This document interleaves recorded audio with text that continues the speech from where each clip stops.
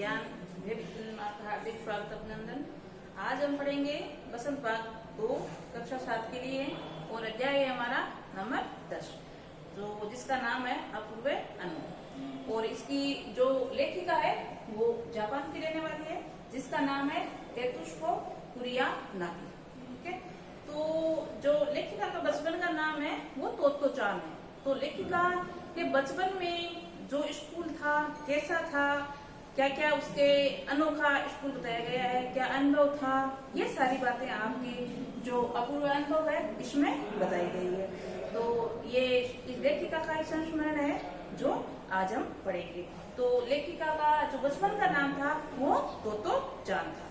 तो हम शुरू करते हैं आज का हमारा लेसन जिसका नाम है अपूर्व अनुभव। तो सभागार के शिविर लगने के 2 दिन बाद तोतो चान के लिए एक बड़ा साहस करने का दिन आया। सभागार के 2 दिन बाद जो तोतो चान है, ये एक लड़की है जो लेखिका बता रही बचपन का नाम। ठीक है, तो एक साहस का दिन आया। उस दिन उसे यासुकी चान से मिलना था। ये इसका स्कूल का फ्रेंड है, दोस्त है जिसका नाम है यासुकी चान। तो एक बड़ा इनके लिए अच्छा दिन आया कि अपने दोस्त से मिलने जा रही है। एक भेद का पता न तो तोतो चान के माता पिता को था और न ही यासुकी चान के। उसके यासुकी चान को अपने पेड़ पर चढ़ाने का न्योता दिया था। तोतो चान ने यासुकी चान को अपने पेड़ पर चढ़ने का न्योता दिया था। ये एक अनोखा स्कूल है जापान का तोयो, जहाँ ये लेखिका ने वहाँ अपनी पढ़ाई की है। और उसमें क्या होता था, प्रत्येक बच्चे का अपना पेड़ होता था। और उसके स्कूल में होकर जो रेल के डिब्बे होते थे उसमें विद्यालय लगाया जाता था और विद्यालय का जो गेट होता था वो बड़े पेड़ होते थे। तो एक अनोखा अलग से विद्यालय था। तो वहाँ की बात बता दें तो जो यासुकी चान है वो तोतो चान का दोस्त है, लेकिन ये पोलियो ग्रस्त है। तो ये अपने पेड़ को ना तो निजी मान सकता है और ना ही पेड़ पर चढ़े सकता है। इसलिए इसकी जो दोस्त थी तोतो चान, उसने उसको न्योता दिया है कि आज हम हमारे पेड़ पर चढ़ेंगे। लेकिन तोतो चान ने और यासुकी चान ने ये सूचना अपने माता पिता को नहीं बताई है। देखो आगे क्या होता है। तोमोई ये विद्यालय का नाम है। तोमोई के हर एक बच्चे बाग का एक एक पेड़ को अपने खुद को चढ़ने का पेड़ मानते थे। मैंने बताया आपको उस विद्यालय में प्रत्येक बच्चे को अपना एक निजी पेड़ दिया गया था। वहाँ पर वो चढ़ सकते थे, खेल सकते थे, ये सभी बच्चों के लिए था। तो तोतो चान को पेड़ मैदान के बाहरी हिस्से, जो तोतो चान है उसका पेड़ कहाँ है, मैदान के बाहरी हिस्से में है और कुओबुसु जाने वाली सड़क के पास में है। ये स्थान बताया है जो तोतो चान का जहाँ पेड़ है। बड़ा सा पेड़ था, उसका चढ़ने जाओ तो पेड़ फिसल कर जाता और पेड़ बड़ा है और बच्चे हैं उनके छोटे हैं, आते पैर हैं, वो चढ़ने अगर कोशिश करे तो वापस फिसल जाते हैं। ठीक से चढ़ने के जमीन से कोई 6 फुट की ऊंचाई पर द्विशाखा पहुंचा जा सकता है। जमीन से हम ऊपर की देखें तो कहते हैं 6 फुट के ऊपर एक द्विशाखा मतलब 2 शाखा पेड़ है, वो 2 शाखा में बंटता है। वहाँ पहुंचने के 6 फीट की दूरी बताई है, ऊंचाई बताई है। बिल्कुल किसी झूले से आरामदायक जगह थी वो जो द्विशाखा थी पेड़ की। वहां पर चढ़ने के बाद वहां बैठकर ऐसा लगे जैसे बड़ी आरामदायक हो, झूला झूल रहे हो। ये तोतो चान अक्सर खाने की छुट्टी के समय या स्कूल के बाद ऊपरी सीढ़ी मिलती थी। तो ये जो तोतो चान है वो स्कूल का समय खत्म हो जाता या कुछ और समय, तो हर समय वो उसी पेड़ पर चढ़ी हुई मिलती थी। वहां से वे सामने दूर तक ऊपर आकाश को या नीचे सड़क पर चलते लोगों को देखा करती थी। अपने पेड़ पर बैठकर ऊपर आकाश को और नीचे चलने वाले सड़क पर जो राहगीर चल रहे थे उनको देखती थी। बच्चे अपने अपने पेड़ को निजी संपत्ति मानते थे। प्रत्येक बच्चे का अपना अपना पेड़ था और वो अपना निजी मानते थे। किसी दूसरे के पेड़ पर चढ़ना हो तो उससे पहले पूरी शिष्टता से माफ कीजिए क्या मैं अंदर आ जाऊं पूछना पड़ता था। ये वहाँ का नियम था। अगर कभी भी किसी को भी पेड़ पर चढ़ना होता था तो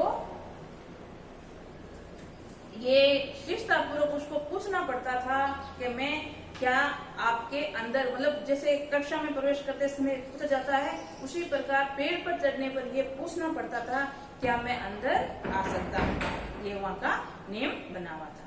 यासुकी चान को पोलिया था, मैंने आपको पहले ही बताया। तो यासुकी चान है, तो चान का दोस्त है, उसको पोलिया हुआ है। तो पैरों में पोलिया होने के कारण वो पेड़ पर नहीं चढ़ पाता, इसीलिए ही इसकी जो दोस्त है इसकी इच्छा पूरी करनी चाहती है, इसलिए पेड़ पर चढ़ाना चाहती है। वह न तो किसी पेड़ पर चढ़ पाता और न ही किसी पेड़ को अपना निजी संपत्ति मानता था। तो पेड़ ही अपना नहीं मान रहा, तो निजी संपत्ति मानने का सवाल नहीं। तो ना तो उसका कोई निजी पेड़ था और न ही अपने वो पेड़ को निजी संपत्ति मानता था। अतः तोतो चान ने उसे अपने पेड़ पर आमंत्रित किया। तो इसीलिए तोतो चान ने कहा कि आप मेरे पेड़ पर चढ़े आइए। ये उनको न्योता दिया है, किसको? यासुकी चान। पर ये बात उन्होंने किसी से नहीं कही, क्योंकि अगर बड़े सुनते तो जरूर डांटते, क्योंकि एक तो उसको पोलियोग्रस्त था, तो अपना पेड़ पर चढ़ नहीं पाता था। दूसरा, जो चढ़ाने वाली थी तोतो चान, वो भी छोटी थी, तो कैसे पेड़ पर चढ़े, इसलिए उन्होंने किसी को बताया नहीं। अगर माता पिता को या किसी और को बता देते तो वो उसे डांटते। आगे यासुकी आगे घर से निकलते समय तोतो चान ने माँ से कहा कि यासुकी चान के घर डेनन चौक जा रही हूँ। उसने झूठ बोला था कि मैं पेड़ पर चढ़ने के लिए, अपने दोस्त को पेड़ चढ़ाने के लिए जा रही हूँ। ऐसा नहीं कहकर क्या बोल रही है कि मैं अपने दोस्त के यहाँ मिलने के लिए जा रही हूँ। तो फिर क्योंकि वह झूठ बोल रही थी, इसलिए उसने माँ की आंखों में नहीं झांका और अपनी नजरें जूतों के फीतों पर गड़ाए रही।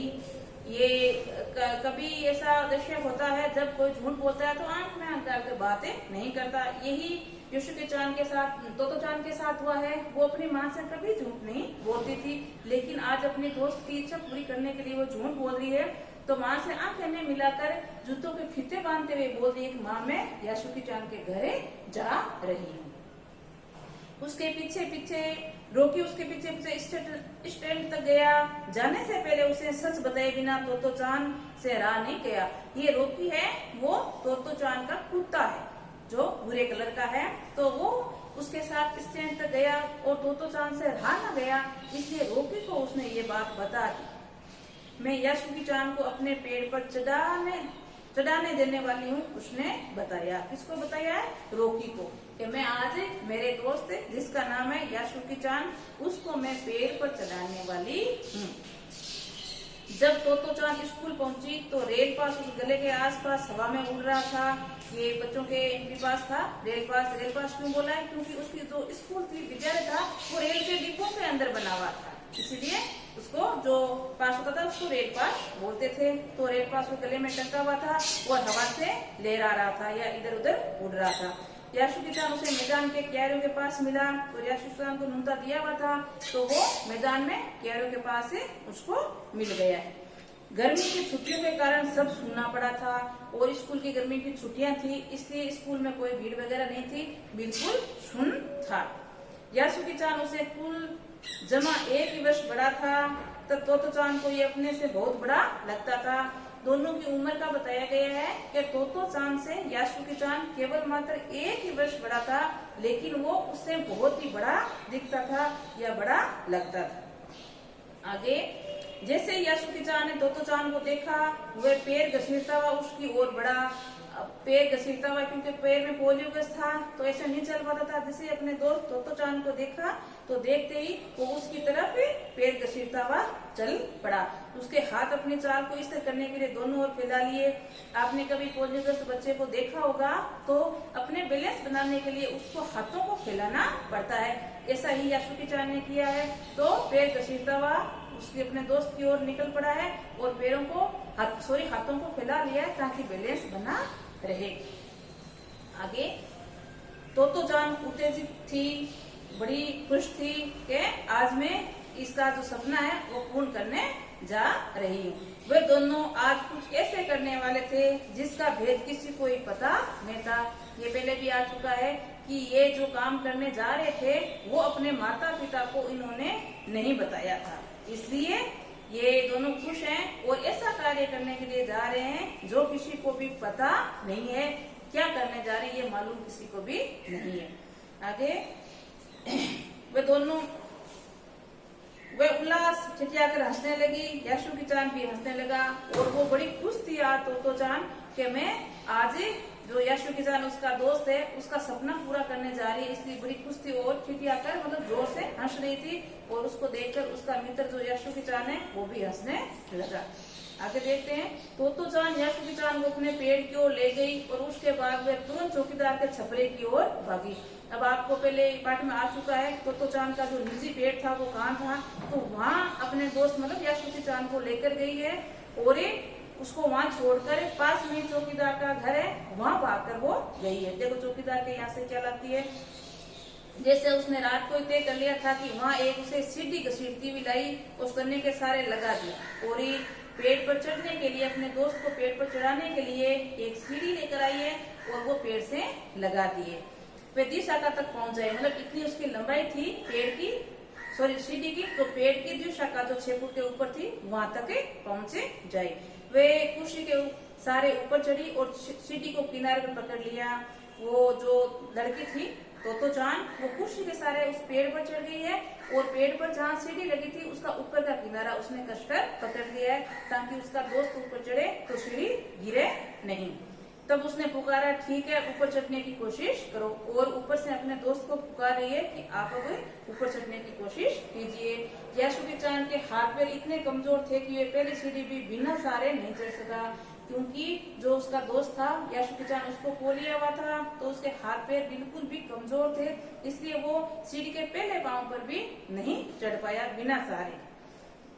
तो फिर देखो तो चांद क्या करती है, उस पर तो चांद नीचे उतर आई, मतलब पेड़ से वो नीचे आई है और यशु की चांद को पीछे से धकेलने लगी, मतलब सहारा देकर ऊपर चढ़ाने की कोशिश कर रही है। पर तो चांद थी छोटी और नाजुक, इससे अधिक सहायता क्या करती। अब वो जो लड़की थी तो चांद वो छोटी थी बिल्कुल, तो जितना उसमें साहस था दम था वो उसको उतना ही आगे चढ़ा पाई, इसके ज्यादा उसने कोई सहायता नहीं कर पाई। यशु चांद ने अपने पैर सीढ़ी पर से हटा लिए और हताश से सिर झुकाकर खड़ा हो गया, ताशुल निराश हो गया, क्योंकि उन्होंने जो कोशिश की थी उसमें सफलता इनको नहीं मिली थी।